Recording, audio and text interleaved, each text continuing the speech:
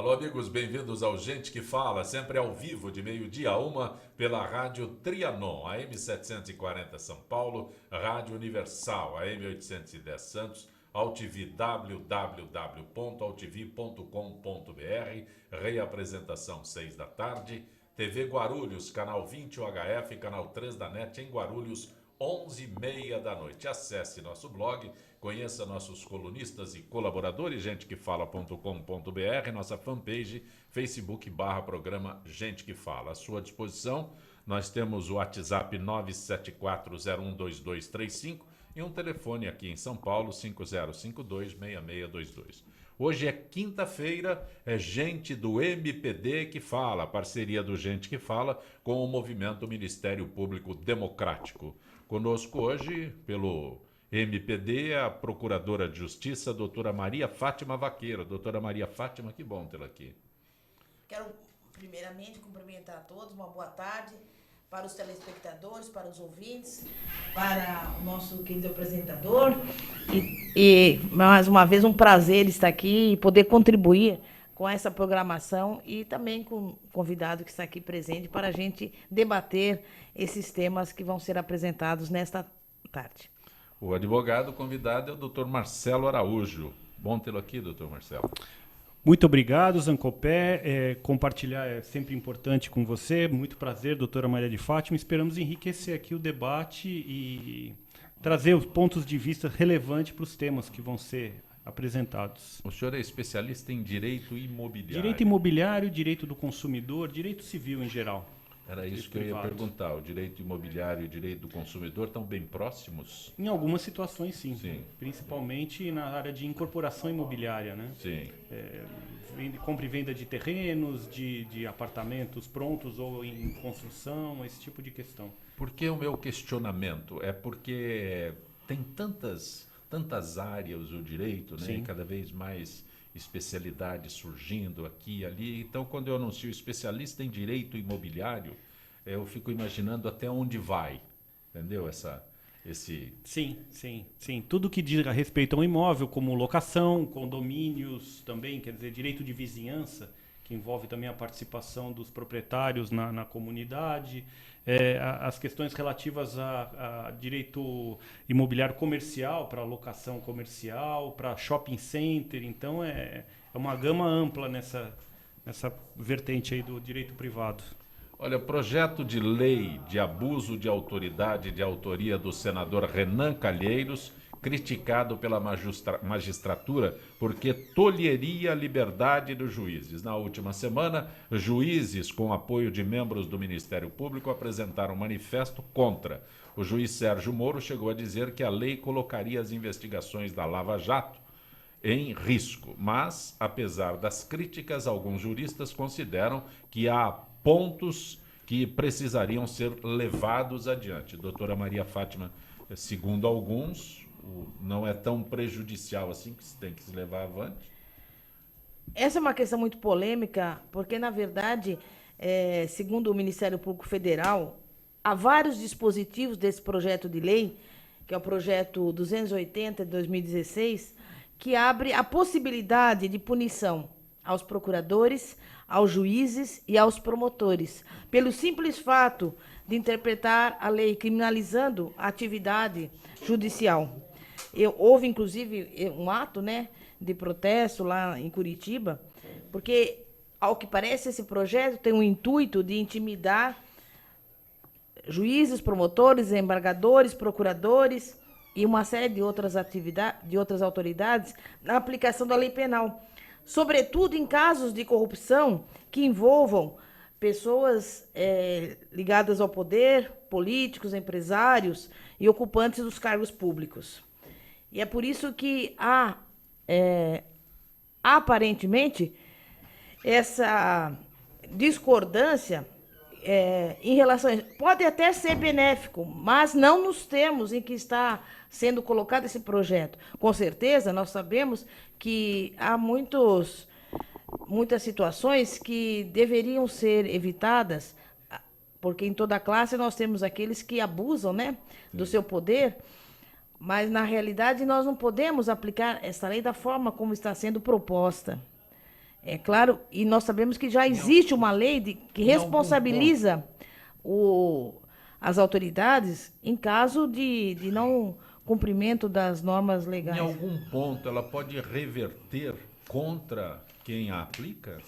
Existe essa possibilidade? Que me parecer que até a previsão mais explícita hoje de punição pecuniária, de indenização, esse tipo de questão mais abordada, que hoje existe uma legislação, ao meu ver, hoje genérica sobre o assunto.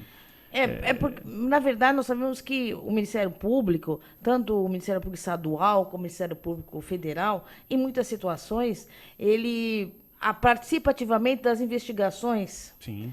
Em relação a situações, especialmente de corrupção, envolvendo os agentes públicos, e isso pode afetar, porque haveria uma intimidação dessas autoridades, porque qualquer coisa que fosse dita em relação a essas autoridades poderia incidir, né, na figura típica prevista aí nessa lei. Então, esse projeto, eu entendo que é mais uma tentativa, né, de intimidar essas autoridades para o prosseguimento das investigações. Tanto é que ele foi apresentado, né, pelo senador Renan Calheiros, presidente do Senado, que também está envolvido em uma série de procedimentos, né? 9 inquéritos. Que todos nós temos conhecimento. Então, tem que ver com uma certa cautela esse projeto de lei. Eu temo que a questão vai se encaminhar para o que aconteceu na Itália após a Operação Mãos Limpas, em que aqui, como a Lava Jato deles, passou a limpo uma série de procedimentos não republicanos, entre os políticos e os empresários italianos, e depois de uma série de punições, inclusive delação premiada na Itália.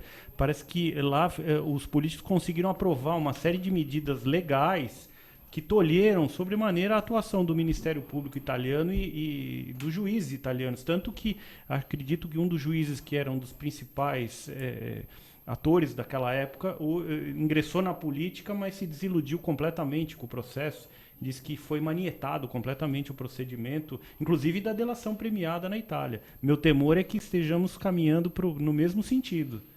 Quer dizer, se incomoda demais... Deixa eu tentar, pelo que eu ouvi fora daqui, fora do nosso gente do MPD que fala, eu sou acusado. Aí o doutor Marcelo, meu advogado. Aí, por algum motivo, eu sou condenado. Lá na frente, descobre-se que esta condenação não era correta.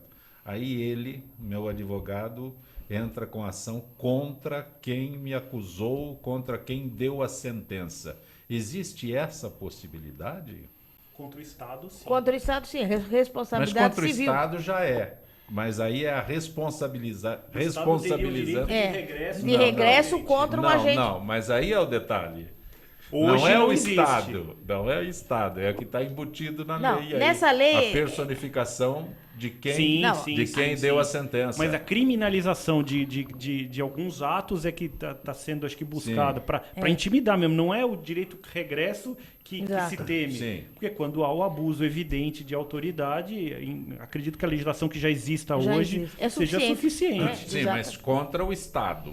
Não, contra o agente também. Contra o agente também. O juiz ou o membro do Ministério Público que também atua com abuso de autoridade, a questão toda é a comprovação desse limite. Também responde em grau de regresso. Quer dizer, se a juização contra o Estado indeniza e depois busca, enfim, do agente causador. Aí. Que é mais rigoroso o que está embutido aqui, seria isso? Seria criminalizando umas condutas, né? Hoje o membro do Ministério Público e o juiz deve satisfações à sua própria consciência, uma vez que ele forme seu juízo de convicção e, claro, com a fundamentação legal, ele tem a obrigação, ele tem o dever de seguir adiante com as investigações, com o ajuizamento das ações, a solicitação de inquéritos, produção de provas. Quer me parecer que eles querem...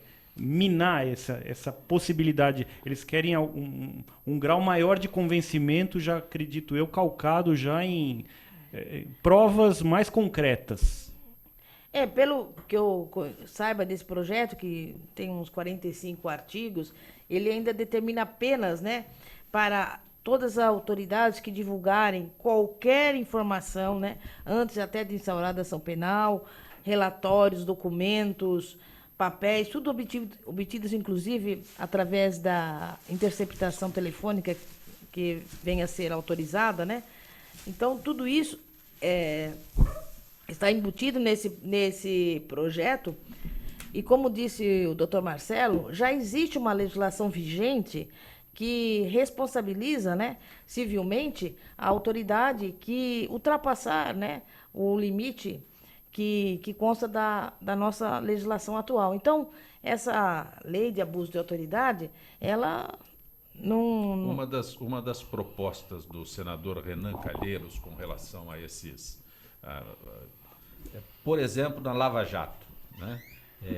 Do Delcídio, no caso específico do Delcídio Amaral, o senador Delcídio Amaral. Então, houve ampla divulgação do que aconteceu com o senador Delcídio Amaral. E esta ampla divulgação contribuiria para anular o processo contra ele. Exato. Isso é o que estaria embutido aqui nessas... que eu não sei ler. Entre linhas, Eu não sei ler, mas vocês sabem. O vazamento, o tal do vazamento seletivo. Vazamento. Quando eu digo ampla informação, né, é o que eles chamam de vazamento. Vazou isso aqui. Mas hoje em dia, inclusive, há possibilidade, nesses casos de investigação, nesses processos, a possibilidade de se decretar o segredo de justiça, né? Para evitar que essa divulgação, né, seja feita, especialmente nesses casos mais relevantes, que nós temos tido conhecimento. Então, nós podemos usar os mecanismos e os instrumentos que já estão disponíveis para nós. Então, entendo que... Mas, em última análise, é o juiz quem decide a relevância ou não de manter o sigilo ou não. O que eles querem é pressionar que todas as investigações sempre sejam sigilosas. Exato. Então... Sim. Todas devem ser sigilosas. Exato, e o medo da tal da opinião pública. Exato. Sim. Essa é a mais intimidadora, e é a tal da opinião pública. Aí, sem informações, a opinião pública não pode se manifestar. Exatamente. Tem muito mais aqui dentro do... com certeza, porque haveria, inclusive, uma retaliação em relação à imprensa, né? Sim, ao direito de liberdade de imprensa, né? Sim, isso já tentativa, várias vezes, várias infelizmente, vezes. Porque é bom havia uma assim, lei de... Porque é bom assim, a liberdade de imprensa é boa quando fala bem de mim, mas quando fala mal, ela não é boa. Não, a própria Constituição garante, né, a liberdade, né? Funciona assim. Não, mas a própria Constituição garante, né, o direito à liberdade de imprensa. Claro que... Mas tem que não queira esse direito assim. Exatamente, porque antes existia uma lei, né? E uma lei que previa determinadas condutas como crime. Só que essa lei foi revogada e agora apenas temos aquele direito de resposta, né? Sim. Que foi criado mais recentemente. Mas eu acho que é importante o papel da imprensa. Claro que só se deve coibir eventuais abusos, né, que possam ser cometidos. Mas é importante a posição da mídia, da imprensa. Eu acho que teve um período de censura que eu nem gosto de relembrar. Foi trágico. Com certeza. A gente, na redação, recebia aquele pessoal, não pode falar sobre isso. Você nem sabia o que tinha acontecido. A caneta, né? O pessoal da caneta ali. Proibido falar sobre sequestro de fulano e tal. Você não sabia que a pessoa tinha sido sequestrada. Você ficava sabendo através do agente. E depois queria saber a consequência, essa não existia. Olha... no dia em que completa 2 semanas a consulta pública sobre o projeto de lei que institui o programa Escola Sem Partido entre as diretrizes e bases da educação, ultrapassou 360 mil votações no portal e-Cidadania. Quase 368 mil pessoas se manifestaram sobre a proposta que defende a neutralidade do ensino pela proibição da suposta doutrinação ideológica nas escolas. Desse total, a maioria, com diferença de cerca de 10 mil votos, era contrária ao projeto. Doutor Marcelo, doutora Maria Fátima, escola sem partido. Eu acho isso uma utopia. acredito eu que também nós estamos falando aqui em liberdade de manifestação. Acredito que a escola não deva assumir ensinamento ideológico, não é função dela. Nós estamos falando aqui de ensino fundamental e ensino médio. Mas acredito que tolher também a liberdade de manifestação do professor é algo utópico. A forma como vai ser ministrada a aula, também a diretoria censurar o professor, como ele vai contar a história, como ele vai editar. Matemática e português não vão ter ideologia, não tem problema nenhum. Verdade. Química, física vão continuar do mesmo jeito. A questão é a tal da história e geografia. Agora, tolher como o professor vai atuar, eu acho temerário. Eu concordo com que a coisa caminhou para um ponto indesejável, como está hoje. Sim. Mas acredito que impor sempre essas imposições assim, de cima para baixo, o que não pode ensinar, o que não pode, são perigosas. É verdade, eu concordo com o doutor Marcelo. Realmente é impossível, na forma em que se apresenta esse projeto, né, coibir o professor de dar a sua opinião. É claro que ninguém espera que haja uma doutrinação, né, mas impedir que o professor tenha a sua opinião, especialmente em aulas de história, de aulas em que ele poderia enriquecer ainda mais o seu ensinamento, eu acho realmente um absurdo e, na prática, realmente é impossível. É uma utopia, realmente. Infelizmente, eu acho que esse projeto, né, ele não deve seguir adiante, não. Quais são as matérias? Matemática? Matemática, física e química, ninguém vai doutrinar. Ciências exatas, né? Nosso gente do MPD que fala. O Conselho Nacional de Procuradores Gerais decidiu que todas as promotorias do país podem aplicar a Lei Maria da Penha a casos de agressões a mulheres transexuais e travestis que não mudaram de sexo. A Justiça de São Paulo já tinha tomado decisões no mesmo sentido. Na mais recente, o juiz Daniel Bonfim entendeu que o sexo biológico não impede que a vítima, cuja identidade é feminina, seja reconhecida como mulher, sendo assim protegida pela Lei Maria da Penha. Nós sabemos que essa lei ela foi promulgada já há praticamente 10 anos atrás, né? Foi promulgada para coibir os abusos, a violência doméstica. Mas, infelizmente, nós temos visto que, na prática, né, muitas vezes, a lei, embora teoricamente ela tenha mecanismos para evitar isso, a gente sabe que é difícil, né?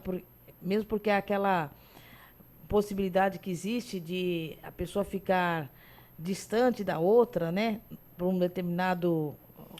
A questão seria o Estado cumprir a lei. Exato. O Estado ter eficácia suficiente. A ideia é ótima, mas é que na prática, né? Embora o juiz, por exemplo, determine que o marido se afaste da mulher ou da companheira por uma determinada distância, né? A gente vê que isso é apenas teoria, porque na prática, às vezes, há muitos homicídios, muitas violências à própria mulher, apesar de uma determinação legal, uma determinação judicial. É importante essa lei, é claro, né? Para evitar. Maria Fátima, é lógico que a lei é um avanço muito grande, mas muitas vezes, né, o juiz determina o afastamento, né, mas a pessoa não pode se afastar, a mulher não pode se afastar, ela é totalmente dependente. Eu gostaria de entender que se esclarecesse esse estágio, porque a gente no dia a dia, com reportagem e noticiário, a gente acompanha isso, né? A mulher quer se afastar, mas ela tem dependência total. Ainda que a Lei Maria da Penha tenha sido um avanço com certeza, um grande avanço. Naquela época que o cidadão lá descobriu que para bater na mulher custava só uma cesta básica. É, né? verdade. Então não tinha problema nenhum, dava lá uma cesta básica e resolvia. A Lei Maria da Penha foi de um avanço maravilhoso, mas ainda tem restrições. Este caso que eu estou falando, eu ouvi recentemente né? Então tem lá o afastamento, mas a mulher não pode, ela é totalmente dependente. Economicamente. Isso, economicamente. Mente. Dependente por causa dos filhos, tudo mais, local para morar, a família distante, esse tipo de situação. Até às vezes moram no mesmo quintal, né, que a gente Sim, verifica sim. essas situações, né? É. Quer dizer... Família é uma comunidade. Exato, é. Sim, mas aí a questão aí tem um contorno de assistência social muito complexa. Não basta o Estado editar a lei dizendo Exato. que Marcelo, uma situação é desejável que o companheiro, enfim, que o agressor seja afastado. Se impõe isso. Na prática, o Estado não tem meios hoje, apesar de dever, concretizar isso. Ela não tem nem como fiscalizar, nem como criar meios para que a mulher subsista, enfim. Quando isso for concretizado, o Estado dá um caminho. Mas a prática concreta, a verdade nua e crua... Porque a lei da Maria da Penha, doutora Maria Fátima, a senhora pode acrescentar muito mais. Mas existe, por exemplo, reclamações constantes que nós recebemos aqui, que a Delegacia da Mulher tem horário comercial. É verdade. Não funciona de final de semana, quando acontecem o maior número de agressões acontece exatamente no final de semana, à noite. À noite, né? é verdade. Quando o cara chega já bem chumbado, já sabe, dono do mundo, esse tipo de coisa. E aí a lei resolve o que? Isso que o doutor Marcelo colocou, a lei... O Estado é uma ficção. Exatamente, né? Teoricamente é maravilhosa a lei, teve um grande avanço, mas se a gente verificar na prática e nas situações do dia a dia, né? Sim. Muitas vezes nós temos todas essas complicações, né? Efetivamente, ou essa questão de que da delegacia está fechada, ou essa questão da moradia próxima, né? Às vezes até no mesmo quintal. Então... a restrição orçamentária que dita a eficácia ou não da lei. Né? Se tem orçamento para equalizá-la, para torná-la eficaz. E muitas vezes os homens se aproveitam, né, dessa situação, né? Infelizmente, também tem uma questão de educação, né? Porque nós vemos que é uma grande violência, né?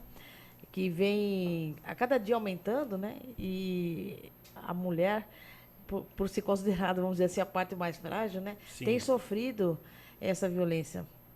Mas no caso específico aqui que se refere à lei, é sobre transexuais, travestis, onde já há uma decisão do juiz Daniel Bonfim sobre o sexo biológico, que não impedindo que a vítima, cuja identidade é feminina, seja reconhecida como mulher. Não beira um preconceito maior para a sociedade isso? Nós sabemos que o preconceito existe, né? Sim. Embora a gente saiba que esteja embutido, mas eu acho que... Uma sentença dessa é vista mais como preconceito do que como eficiência da lei. Sem dúvida. Vai haver ideologia. No primeiro atendimento que esse vítima da violência receber, seja na delegacia da mulher ou seja numa delegacia padrão, normal, ele já vai ser colocado à margem. Não acredito, não é minha área de atuação, mas não acredito que seja a mesma abordagem, o mesmo tipo de assessoria que é dada para a mulher biológica, digamos assim. Mas se não há atendimento para usando o termo, uma mulher biológica... Exato. Né?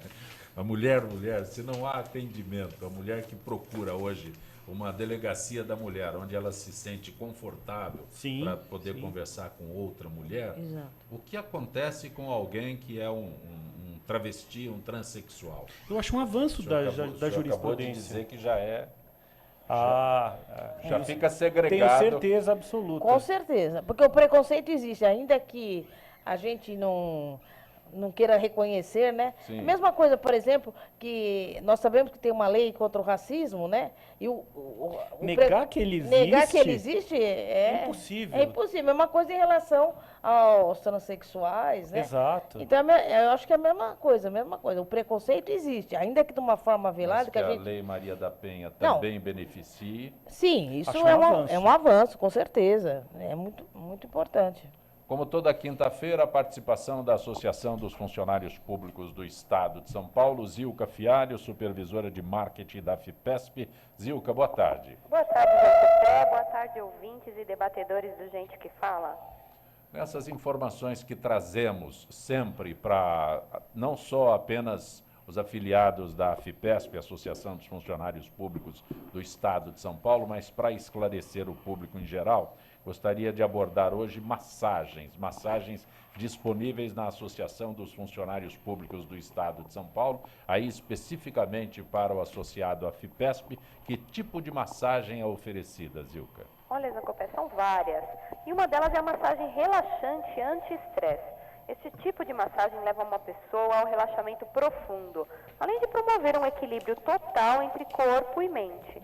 Durante os movimentos são aplicados óleos essenciais de acordo com a necessidade de cada paciente, com a função de promover a melhora da circulação sanguínea, remover substâncias tóxicas, aliviar o estresse e restabelecer a área psicoemocional, fisiológica e energética da pessoa. Zilka, e quais outros benefícios a massagem anti-estresse traz para a pessoa? É possível, logo na primeira sessão, observar um relaxamento global no corpo, contribuindo para o bem-estar geral do organismo. Maior elasticidade nos músculos tensos e doloridos, aumento da circulação sanguínea e do aporte de oxigênio e nutrientes para os músculos, melhoria da circulação linfática e do sistema imunológico, ajuda na eliminação de toxinas, alívio do inchaço, entre outros diversos benefícios. Zilka, massagem indicada para quem tem algum tipo de problema específico? Não. Qualquer pessoa pode participar de uma sessão de massagem. Ela é especialmente indicada para aliviar e prevenir o estresse, melhorar a circulação e aliviar as tensões físicas e emocionais. E que outro tipo de massagem a FIPESP disponibiliza? Temos também o Quick Massaging, efetuado em uma cadeira especial. Esse tipo de massagem ela é rápida, dura entre 10 e 15 minutos. Os movimentos eles são aplicados nos músculos do pescoço, dos ombros, braços, mãos e costas. A pessoa sente um alívio imediato das dores, inclusive dor de cabeça, cansaço físico e mental, estresse, desconforto muscular e também uma grande melhora na circulação sanguínea, ajudando ao aumento da produtividade e da criatividade no trabalho do indivíduo. Zilka, especificamente para o associado à FIPESP, quem tem interesse e como deve proceder para conseguir alguma massagem? As massagens são realizadas às segundas, quartas e sextas-feiras, a partir das 9 horas da manhã, na Coordenadoria Social, que fica na rua Venceslau Braz, 207, aqui no centro de São Paulo. Os horários eles devem ser agendados pelo telefone, então é o 11 3293 9572 ou 3293 9573, direto com a massoterapeuta Thaís Helena Lima. Quanto aos valores, uma massagem relaxante com duração de 1 hora custa R$ 55. A Quick Massage com duração de 15 minutos custa R$ 20. E mais informações, acesse o nosso site www.afepesp.org.br. Zilka Fialho, mais uma vez grato pela tua gentileza com o Gente que Fala. Boa tarde, Zilka. Boa tarde, Zacopé. Nós vamos para um intervalo. Gente do MPD que Fala retornará em instantes.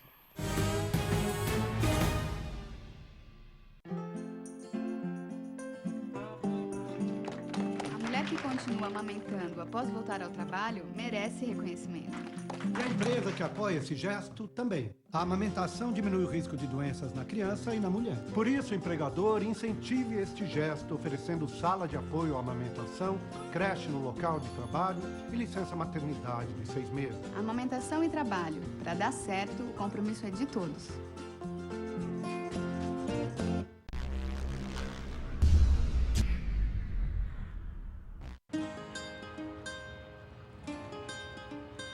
Todas as espécies da Mata Atlântica dependem da água para sobreviver.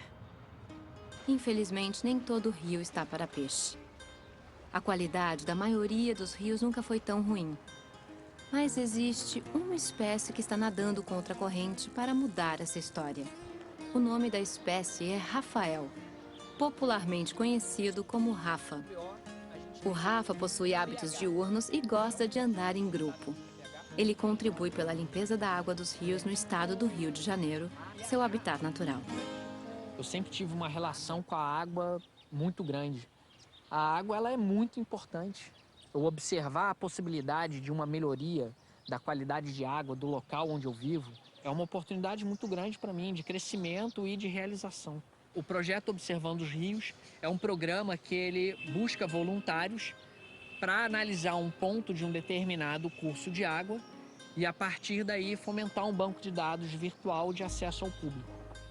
Só de você fazer qualquer tipo de sensibilização com um indivíduo, você já deixou um legado. Aquela pessoa, ela é um potencial educador, a gente já ganhou com isso. O Rafa é uma espécie fundamental na proteção dos rios da Mata Atlântica. E você, está no mesmo barco? A sua espécie já está catalogada? Acesse gpsmataatlântica.org.br e conte o que você faz pela Mata Atlântica.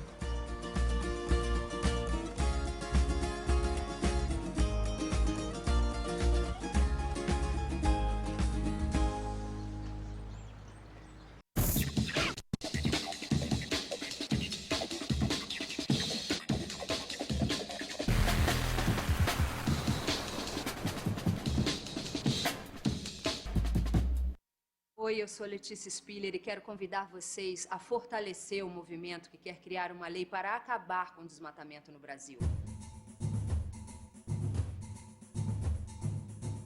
Nossas florestas não podem mais ser destruídas. São elas que garantem a nossa qualidade de vida.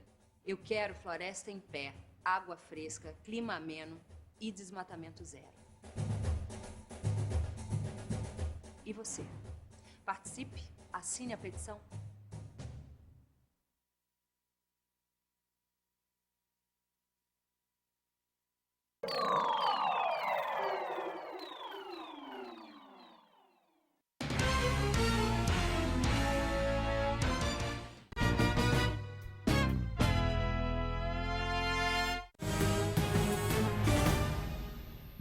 Você está conosco no Gente que Fala pela Rádio Trianon, AM 740 São Paulo, Rádio Universal, AM 810 Santos, AltV, www.altv.com.br, reapresentação 6 da tarde, TV Guarulhos, canal 20 UHF, canal 3 da NET em Guarulhos, 11h30 da noite. Acesse nosso blog, conheça nossos colunistas e colaboradores, gentequefala.com.br, nossa fanpage Facebook/programa Gente que Fala. Hoje, quinta-feira, gente do MPD que fala, parceria com o movimento do Ministério Público Democrático. Representando o MPD hoje, a Procuradora de Justiça, doutora Maria Fátima Vaqueiro, e conosco também convidado o advogado Marcelo Araújo, que é especialista em direito imobiliário. Já utilizando o nosso WhatsApp 974012235, ou telefone 50526622, Jaime do Jardim Bom Filhole. Doutora Maria Fátima, o que pode ocorrer a um procurador que alega que documentos vindos da Suíça foram arquivados em lugar errado que possibilitou prescrição? É claro que a gente falando assim de uma forma geral, né? Sim. A gente não pode ver o caso a caso, porque precisa ver se realmente essa prescrição se deu em razão da atuação dele ou não. Como foi mencionado aqui, e pelo doutor Marcelo, inclusive, todo ato das autoridades, do Ministério Público, do Poder Judiciário, elas estão sujeitas à responsabilidade civil. Sim. Agora, essa prescrição se deu por quê? Pela demora do processo? Essa prescrição se deu por culpa do agente do Ministério Público? Então, se no caso concreto, realmente, ela se deu por outros fatores que não foram a causa dele, nós temos que entender que ela se concretizou e o crime ele não pode mais ser punido em razão da ocorrência dessa prescrição. Só vai se dar uma responsabilidade civil, eventualmente até criminal, ao promotor de justiça, se ele realmente agiu e deu causa à ocorrência dessa prescrição. Mas nós sabemos que os processos, em geral, hoje em dia, eles demoram. E há muitos Esse que são... encaminhamento de provas, quando é feito de maneira com intervenção de autoridades internacionais, ele tem que ser feito pelo Itamaraty? Ou, acredito, o camarada não vai fazer despachar pelo malote? Não vem pelo malote, não vem pelo SEDEX. Não vem não, dessa não vem, forma. não, Quer dizer, o pela Ministério das autoridade. Relações Exteriores de lá manda para o DICA, que por sua vez manda para o Supremo, que por sua vez manda para o Tribunal. Todo um procedimento, Então, e daí tudo isso... Às vezes, para a opinião pública, fica parecendo que o camarada vai lá e posta no correio, põe na caixa de correio e o promotor recebe o pão quentinho. Se fosse assim, seria ótimo, gabinete. né? Porque todo procedimento... Não abre a carta, né? É verdade. Fica aquela pilha lá de... Infelizmente, quando há necessidade dessa prova, né, tem toda essa tramitação. Essa tramitação demora, não tem, como o senhor falou, não é aperta um botão, né, e aqui o documento está aqui. Então, se realmente ele não deu aso a essa prescrição, ele não é responsabilizado. Agora, se deu, aí sim. Mas eu acredito que tudo isso decorre da tramitação do procedimento para se obter um documento que seja importante. Mas, às vezes, inclusive, nós temos lá no Ministério Público muitos inquéritos civis que investigam ações dos agentes públicos e há necessidade de se recorrer às autoridades internacionais para se obter os documentos. E, às vezes, nesses inquéritos civis, que tem, por lei, um determinado prazo, há o pedido de prorrogação. Por quê? Porque há toda essa burocracia que tem que se passar. Então, infelizmente, seria muito fácil, né, se pudesse ter uma forma mais rápida, né, de se obter esses documentos das autoridades internacionais. Claro que quando eles são relevantes, né, para o caso em que se está investigando. Sim. Se não houver relevância, não. Dr. Marcelo Silvana de Pinheiros, o senhor tem estimativa do número de proprietários que tiveram imóveis desapropriados pelo metrô e não foram quitados? Olha, não é um número tão elevado, mas eu imagino que para qualquer um deles que perca sua residência, porque me parece que o trajeto de expansão do metrô atingiu principalmente áreas residenciais. Exato. Embora a lei faça a previsão de que a pessoa tenha que ser integralmente indenizada, a gente sabe que na prática existe uma estimativa mais alta de quem está dentro da casa, porque agrega ao valor de mercado um valor emocional. A pessoa quer adquirir com aquele produto algo melhor, não mudar para um lugar pior. Qual é a base de cálculo? Em geral, a oferta é feita pelo valor venal de referência, um valor que a prefeitura tem feito aí revisões da planta genérica. Hoje tem se aproximado mais. O metrô tende a jogar o valor mais para baixo. A realidade hoje do mercado imobiliário é que, com a crise que assolou o país, tudo baixou 30%. Verdade. Hoje. Então, até eu te diria que, se esse valor foi estimado há um ano atrás, hoje ele está sofrendo a correção monetária, a pessoa hoje vai receber mais do que vale. Perfeito. Agora, é muito impactante para que seja um único que, se ele for desalojado da sua casa, ele sempre vai ter um gosto amargo de que recebeu menos do que merecia. Não, porque o juiz ele tem o auxílio de um perito, né, judicial, que faz a avaliação, e também cada parte ela tem a possibilidade de apresentar, através do seu assistente técnico, né, que seria que é um profissional, engenheiro civil, arquiteto, que pode apresentar no processo o valor do imóvel. Porque, como foi dito aqui, nós sabemos que os valores venais, eles são realmente inferiores, né, à realidade do mercado. Mas, segundo a lei, há a possibilidade, né, da parte, né, através do seu assistente técnico, né, impugnar aquele valor que está sendo apresentado. Porque, como o senhor disse, né, doutor Marcelo, o valor tem que, em tese, né, tem que ser integral, né? Sim. Já que nós citamos o metrô aqui, nós estamos no Ibirapuera, Avenida República do Líbano, o estúdio da UTV fica aqui. O metrô passa no Largo de Moema, na igreja de Moema aqui, e uma área extremamente valorizada. Um quarteirão todo foi desapropriado ali. Verdade. É uma área Nobre. Nobre. Com né? certeza. Aí nobre. paga-se em cima do valor. O valor avaliação de mercado. Agora, qual é o valor avaliação de mercado? Aí é o perito que a doutora Exato. Maria Fátima... Começa com a oferta, imagino eu, com base no valor venal de referência, que a prefeitura acaba Sim. utilizando para depois fazer o lançamento do IPTU. É claro que o expropriado pode impugnar esse lançamento e aí a questão vira judicial. Aí vira precatório. Não. Mas ele tem que ser Tadinho. indenizado antes de ser desalojado. Exato. Ele tem que ser Maria Fátima, indenizado não antes. vira precatório. Não.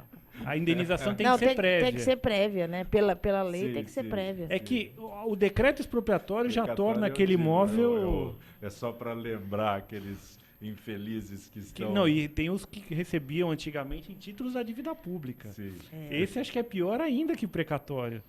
É só uma comparação. Papel? Lógico que não vira precatório, mas eu digo figurado, né? Vai lá pro neto conseguir receber. Se habilita. Doutora Maria Fátima, Carlos da Aclimação, por que no caso da escola de base, onde os proprietários foram absolvidos das acusações, jornalistas não receberam nenhuma punição? Agora, saber por quê, né? É um pouco difícil saber por quê. A escola base foi lá em Brasília, uma reportagem. Tal, a escola fechou, né? Sei. As acusações feitas através de uma reportagem foram violentíssimas, a repercussão foi... E depois foi comprovada que aquelas... Não correspondia à real, verdade, não né? correspondia à verdade. Mas a escola desapareceu. Os proprietários faliram, tudo mais, e com quem deu a notícia não aconteceu nada. Olha, precisa saber se realmente, né, se não houve nenhuma provocação, né, para que se investigasse, para ver se realmente houve abuso ou não houve abuso do jornalista, porque nós sabemos que o jornalista, ele tem o direito de informar, e a pessoa que recebe a informação, né, o leitor, como telespectador, tem o direito de ser informado. Sim. E ele só comete um delito, né, quando ele abusa desse direito. Agora, nesse caso concreto, eu não sei responder exatamente por que não se levou essa notícia para que pudesse ser investigada, para que realmente... Seriam os proprietários da escola? Eles teriam que primeiro levar notícia a crimes, né? E depois, ou o membro do Ministério Público, começar uma investigação para saber se houve abuso ou não daquele jornalista na divulgação da notícia. Por isso que eu acho que, infelizmente, com aquela revogação da lei de imprensa, antes se procurava, né? Aferir, né? Algum grau de infelizmente, não houve nenhuma nova lei que pudesse, né? Trazer novas figuras típicas, né, para verificar eventuais abusos que são cometidos, porque a gente sabe que em toda profissão há aqueles, né, que cometem abusos, como foi referido, o abuso da autoridade, dos membros do Ministério Público, do Poder Judiciário, e há também da mídia, às vezes até por, sei lá, falta de informação, ou uma informação equivocada, né, que a gente verifica, mas... quem sabe, né? Ainda poderemos ter novamente um novo projeto de lei de imprensa que possa abranger todas essas situações. A situação também dos abusos, né, que podem ser cometidos e, claro, também protegendo, né, o jornalista, né, porque ele também... quando ele recebe aquela informação, ele tem também o direito de não revelar a fonte, uma série de coisas que poderiam estar num novo projeto de lei de imprensa. Acho que seria muito... Criaria talvez um caminho perigoso, obrigar o jornalista a aferir qual o grau de veracidade da informação. Se ele vai proteger a fonte, ele confia na fonte, ele divulga. Se ele tiver a obrigação de aferir se aquilo é verídico, se aquilo... Às vezes ele nem tem condições de aferir, né? Ele vai ser o censor da divulgação. Agora... Então, por isso mesmo que eu acho que seria necessário que os legisladores, né, que os componentes da Câmara dos Deputados, do Senado Federal, apresentasse, né, um novo projeto para que voltasse a vigorar uma lei de imprensa séria, né, comprometida e que abordasse todas essas questões. Claro que a gente tem que usar todas... Me faz lembrar do Fernando Vieira de Mello, que foi o fundador aqui da Rádio Trianon, e que dizia sempre, não é preciso ser o primeiro a informar, mas seja sempre aquele que informa corretamente. Exato. Então, resume, não precisa de lei. É verdade. Precisamos de lei. Homem é condenado 18 anos e meio de reclusão, a pena a ser cumprida por Cristiano de Lima por assassinar a companheira por esganamento em 2015 na casa em que moravam no Recife. O réu foi o primeiro a ser enquadrado no crime de feminicídio em Pernambuco. A lei define como feminicídio o crime praticado contra mulheres por razões de condição de gênero, que pode acontecer por violência doméstica e familiar, ou ainda quando há menosprezo ou discriminação da vítima. Doutora Maria Fátima, doutor Marcelo Araújo. Eu tive um professor de direito penal que informava que a eficácia de uma determinada, qualquer legislação penal, está mais afeita à certeza da punição do que ao grau mesmo da punição. Quer dizer, não é a pena mais rigorosa que faz com que o cidadão, o agente, se intimide da prática delituosa. É a certeza de que ele poderá ser pego. Me chama a atenção aqui o fato de se mencionar que é o primeiro condenado em 2015 para esse tipo de crime, quer dizer, específico, porque acredito que a lei seja nova. Agora, acredito que diariamente pode ter uma página. Eu não sei os prazos aqui ou as datas corretas, mas 2015 já seria a condenação? Definitiva, acredito eu, né? Deve ter recorrido. Mas não é um prazo curto para que ele tenha... Não sei quando foi o crime. Né? Não temos essa informação ao certo de quanto tempo ocorreu o fato, né? Tudo isso nós sabemos que surgiu essa tipificação do delito, né, de feminicídio, né? Como crime hediondo, né, no Código Penal.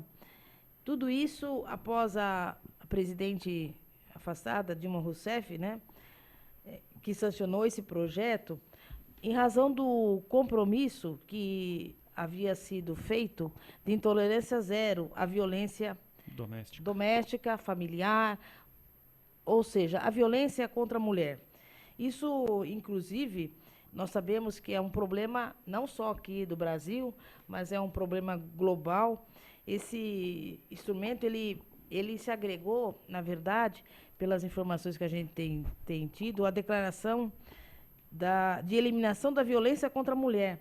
Essa declaração, na ONU, né, ela foi adotada há muito tempo atrás, em 1993. Também pela Convenção Internacional para Prevenir, Punir e Erradicar a Violência contra a Mulher, que completou já em 2015 20 anos. E também há uma resolução da Comissão sobre a Situação da Mulher, também das Nações Unidas. Isso com a preocupação que se vem verificando, né, em relação ao número crescente de violência contra as mulheres. Então foi criado, né, esse tipo... Então, mas na verdade se recrudesceu a pena porque o homicídio já era. Quer dizer, não haveria mais severamente. Não haveria necessidade, porque nós já temos previsão, né, na lei do homicídio. É que apenas quis se criar esse tipo, né, em razão realmente do gênero, né? Exato.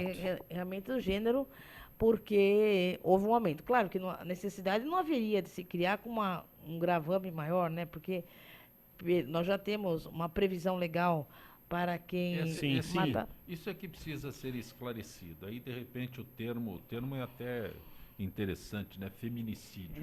Mas é um homicídio. É um homicídio, ao meu ver. Um homicídio. O homem matou a companheira, o marido matou a mulher. É um homicídio.